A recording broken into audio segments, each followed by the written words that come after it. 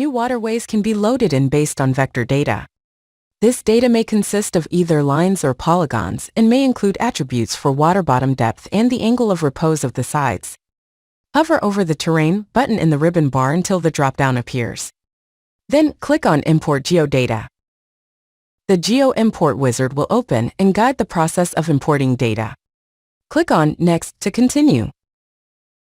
Select the file or service type in which definitions for new waterways can be found. For this example, a GeoJSON file will be used. Then, click on Next to continue. Select the precise file to import. For this example, a file has been made available on the public share. In this GeoJSON file, a number of new waterways are defined, with attributes dictating the shape and depth. When the file has been selected successfully, you can verify the number of incoming elements. Click on Next to continue. You will see a preview of the data, allowing you to verify the lay and coverage of the features found in the file. Click on Next to continue. It's not necessary to filter any features from the dataset. Click on Next to continue. When importing terrains, it is required to map the features to specific terrain types in the project. Find the default terrain type, label, and to the right of it click on Select. The terrain type selector will appear. Use the search filter to search for water so that only water-related terrains are shown. Find the water type applicable for waterways. Ensure that the selection is a surface terrain type. Click on Select to confirm the selection. Click on Next to continue. When importing waterways, the height map will be modified as well. This can either occur based on defaults or based on attributes attached to the features. This example dataset includes specific attributes to work with.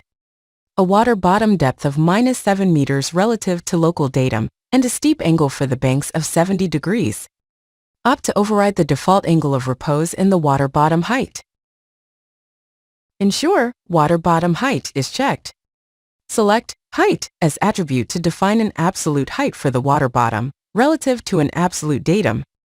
Ensure Angle of Repose is also checked.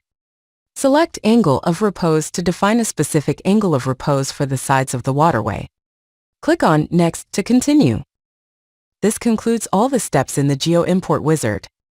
The data is now ready to be imported. Click on Finish to complete the import process and create the waterways in the project.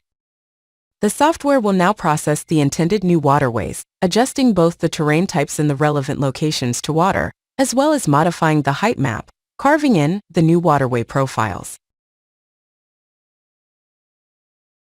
When the calculation has completed, zoom to the applicable location and notice the newly created waterways.